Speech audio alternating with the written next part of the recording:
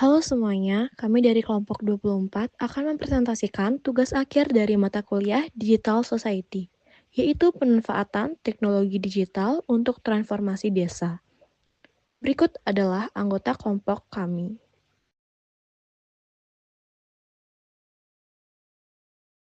Selanjutnya saya akan menjelaskan tentang latar belakang Desa Batur Tengah.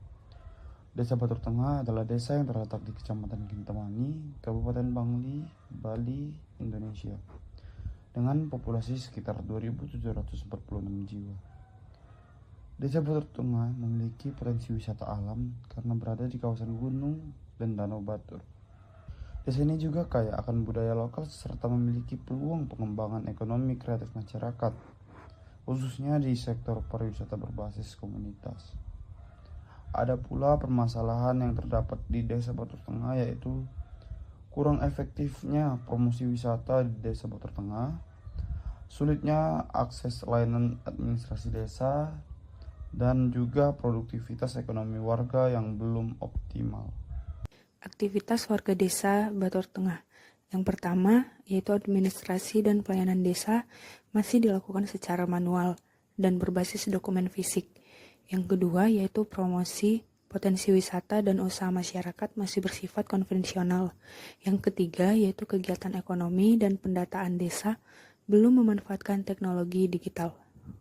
Tantangan desa sebelum digitalisasi. Yang pertama itu ada keterbatasan kemampuan perangkat desa dalam teknologi.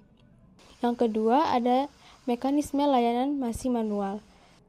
Yang ketiga ada kurangnya akses warga ke platform digital. Selanjutnya, masuk ke dalam peran teknologi digital dalam perkembangan desa.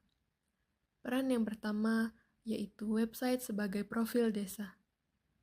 Lalu yang kedua, ada sistem informasi digital internal desa. Lalu yang ketiga, yaitu media sosial dan website untuk promosi.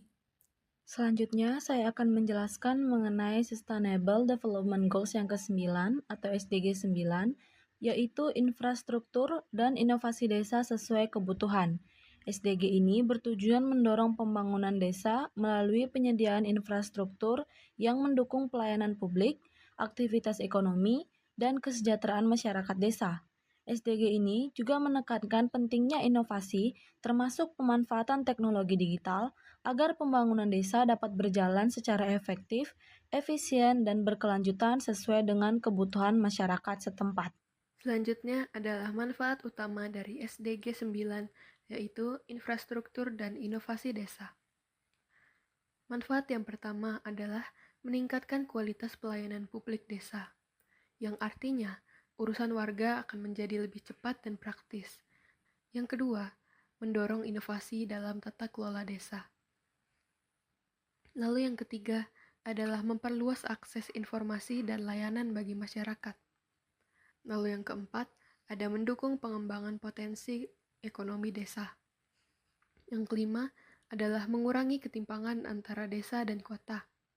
Selanjutnya, saya akan menjelaskan mengenai 3 target utama dari SDG 9, yaitu infrastruktur dan inovasi desa sesuai kebutuhan. Target yang pertama, yaitu meningkatkan literasi digital warga desa. Yang kedua, meningkatkan kecepatan layanan desa berbasis digital. Yang ketiga, meningkatkan visibilitas potensi desa secara nasional. Kemudian ada infrastruktur dan inovasi desa yang sesuai dengan kebutuhan. Jadi apa itu infrastruktur desa digital? Jadi infrastruktur desa digital ini simpelnya adalah penggunaan teknologi informasi untuk membangun desa yang lebih maju. Misalnya sistem online untuk mengurus surat-surat, website desa atau aplikasi pelayanan. Kenapa hal ini penting? Ada 3 alasan utamanya. Baik, yang pertama ada pelayanan jadi lebih cepat. Nah, warga desa tidak perlu antre lama untuk mengurus administrasi mereka. Kedua, ada promosi desa lebih luas. Jadi, produk dan website desa bisa dikenal banyak orang lewat internet. Dan yang terakhir ada informasi lebih terbuka. Masyarakat jadi lebih mudah terhadap program kegiatan desa. Manfaatnya untuk masyarakat adalah dengan sistem digital, desa bisa melayani masyarakat dengan lebih efisien, semua jadi lebih mudah, cepat, dan transparan.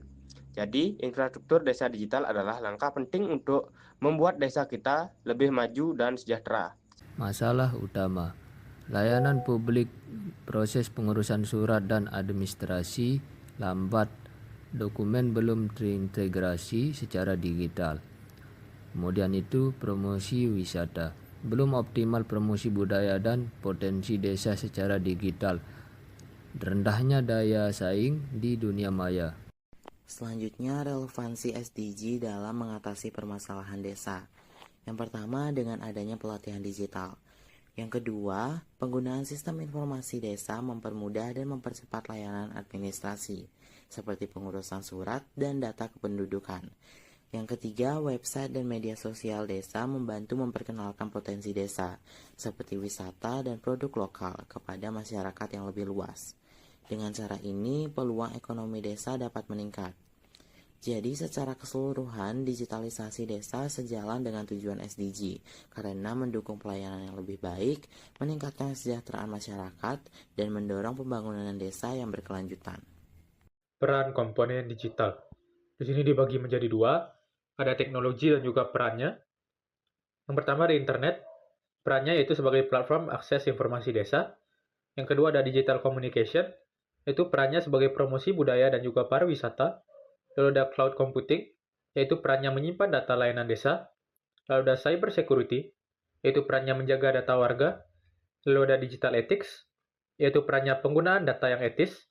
Dan terakhir ada digital leadership, yaitu perannya sebagai kepemimpinan perangkat desa dalam transformasi. Perbandingan sebelum dan sesudah digitalisasi desa dan keunggulan.